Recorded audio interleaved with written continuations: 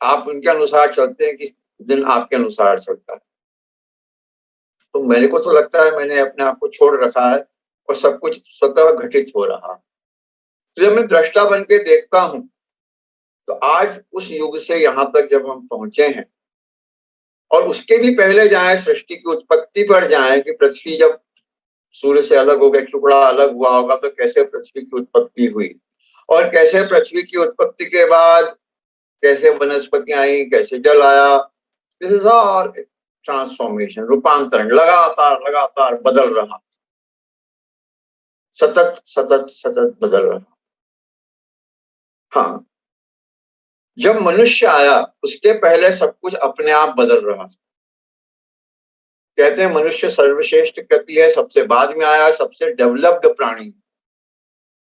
तो मनुष्य के आने के बाद ट्रांसफॉर्मेशन ने अपनी दिशा बदली है। इसीलिए आज हमको वर्ल्ड ट्रांसफॉर्मेशन डे की बात करनी पड़ रही है कि हमें जाना किधर है, हमारी चॉइस क्या है। जो लॉ ऑफ अट्रैक्शन की बात हो रही थी, हमको वहां चॉइस देखनी है। तो इम्पोर्टेंट यह है कि हमें दृष्टा बनना पड़ेगा, अपना चुनाव करना पड़ेगा कि हमें जाना किधर है। आज हम जिस विषय पर चर्चा कर रहे हैं, वर्ल्ड ट्रांसफॉर्मेशन डे, मुझे खुशी है कि वर्ल्ड ट्रांसफॉर्मेशन डे में हम जब बात कर रहे हैं तो हम उस ट्रांसफॉर्मेशन की बात कर रहे हैं। आज जिस स्थिति में हम पहुंच चुके हैं उससे हम घबरा रहे हैं, इसलिए हम कुछ बेहतर चाहते हैं, हमारा भविष्य बेहतर हो, हमारा आज कैसे सुधर सकता है। तो हम कैसे जानवर से मनुष्य बन सकते हैं, यह है हमारे ट्रांसफॉर्मेशन की जर्नी। हमारे देश में बर्फ के पहाड़ भी हैं, हमारे देश में विशाल समुद्र भी हैं, घने जंगल भी हैं, झील भी है, रेगिस्तान भी है, क्या नहीं है। हाँ, सब कुछ ढका हुआ था कचरे से। कचरा, उसमें सबसे ज्यादा नजर आता था पॉलीथीन का। तो ऐसा लगा यदि हम अपने देश से इस पॉलीथीन के कचरे को कुछ कम कर सकें तो हो सकता है हमें बाहर जाने की जरूरत ना पड़े, दुनिया भर के लोग हमारे देश को देखें। बस इस विचार ने एक मुहिम शुरू करी। 1999 में हम लोगों का ये एनजीओ स्टार्ट हुआ है। यदि मेरे मन में ये भाव आया है सर्वे भवन्तु सुखिनः का, तो आज जो जो भी काम हमारे एनजीओ के थ्रू हमने किए हैं, पॉलीथीन को लेकर एक्टिविस्ट के रूप में काम किया कि पॉलीथीन से नुकसान होता है, एक एक्टिविस्ट के रूप में पहचान बनी। 2000 में आमरण अनशन किया अपने शहर में कि पॉलीथीन पर बैन लगे, नगर निगम ने घोषणा कर दी, लॉ बना दिया।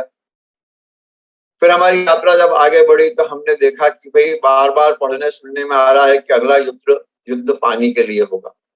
अभी बात हो रही थी कि हम समय को नहीं खरीद सकते, समय को तो खरीद सकते हैं। हम डॉक्टर का समय खरीद सकते हैं, वकील का समय खरीद सकते हैं, हम किसी का भी समय खरीद सकते हैं, लेकिन पानी नहीं खरीद सकते। जिस दिन पानी नहीं होगा, आप अपनी पूरी संपत्ति दे देंगे तो भी आपको पानी नहीं मिलेगा।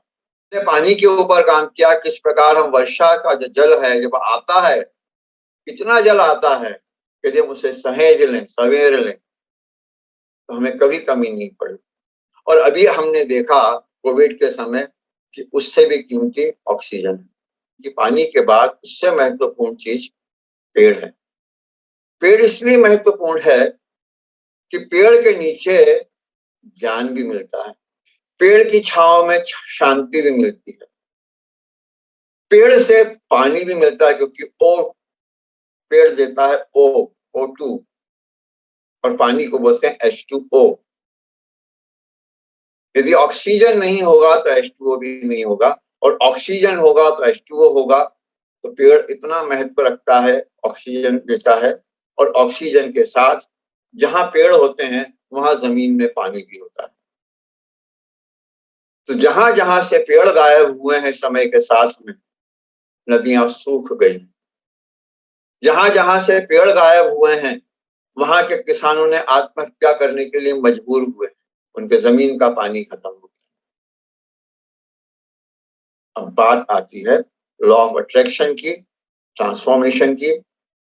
हम ट्रांसफॉर्म हो रहे हैं एक विकास की यात्रा में। पैसा कमाने के लिए ज्यादा पैसा चाहिए, इसलिए किसान सब कुछ डाल रहा है अपने खेत में जिससे ज्यादा फसल ले सके, उस जमीन को बंजर कर रहा।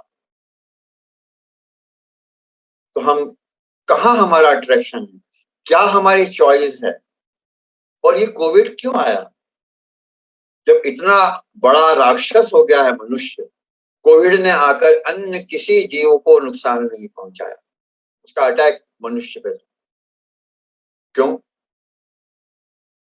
मनुष्य वो राक्षस बन चुका है कि जिसे रावण हो चुका है, वो कंस हो चुका है, जिसके लिए अवतार की जरूरत पड़ी। आपको दिखे या न दिखे, वो आपको जागृत करने के लिए, चैतन्य करने के लिए, जगाने के लिए आया, आपको ट्रांसफॉर्म करने के लिए आया है, आप होना चाहें या ना होना चाहें। जब कोविड आया था तो हर किसी ने बात की, आयुर्वेद वाले हों कि एलोपैथ वाले हों, सबने कहा योग कीजिए, योग is total transformation, journey of transformation. यदि आप योग में जाते हैं तो योग कसरत नहीं है, व्यायाम नहीं है, प्राणायाम नहीं है। योग एक ऐसी तपस्या है जिसमें आपको कोई कसरत करने की जरूरत नहीं, उसमें आपको सिर्फ शांत होने की जरूरत है।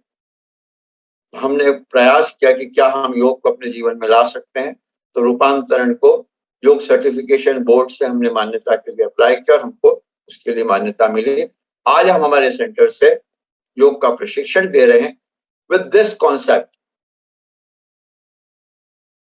शिक्षा व्यवसाय बन चुका है, स्वास्थ्य व्यवसाय बन चुका है, अध्यात्म व्यवसाय बन चुका है। यदि हमें ट्रांसफॉर्म होना है तो हमें योग का व्यवसाय नहीं करना। यदि हमें अपने रूपांतरण को जारी रखना है तो हमें व्यवसाय नहीं करना है। इस भाव के साथ, इस संकल्प के साथ रूपांतरण पे योग का प्रशिक्षण दिया जाता है। योग के आधार के ऊपर बात की जाती है, योग की नींव के ऊपर बात की जाती है, योग के इतिहास के ऊपर बात की जाती है। योग है क्या? हमारा देश जहां बसता है, सारा देश हम कहते हैं कि गांवों का देश है, हमारी शक्ति गांव है। शहरों में तो योग पहुंच चुका है, गांव में योग नहीं पहुंचा है। तो हमारा पूरा फोकस इस समय कि क्या हम गांव में योग को पहुंचा सकते हैं। हम एक एक गांव में अपने योग वॉलंटियर्स तैयार करने का प्रयास कर रहे हैं ताकि वहां योग पहुंच सके। योग के माध्यम से हम अपने वॉलंटियर्स तैयार करेंगे, जिससे वहां स्वच्छता भी आएगी, वहां पर स्वास्थ्य भी आएगा और निश्चित रूप से ट्रांसफॉर्मेशन। मैं आप सबका आशीर्वाद चाहूंगा कि हम जो प्रयास कर रहे हैं रूपांतरण के लिए, कि कैसे हम अपने देश में सकारात्मक रूपांतरण ला सकते हैं योग के माध्यम से। तो यदि हमारे योग से लोग जुड़ते हैं हमारे केंद्र से, तो निश्चित रूप से हम जिस प्रयास को आगे बढ़ाने का कोशिश कर रहे हैं, हम उसको एम्पलीफाई कर सकेंगे आपके इस प्लेटफॉर्म के माध्यम से। आई एम वेरी हैप्पी कि आपने मुझे समय दिया, मैं अपने आप को सौभाग्यशाली समझता हूँ। Thank you. बहुत बहुत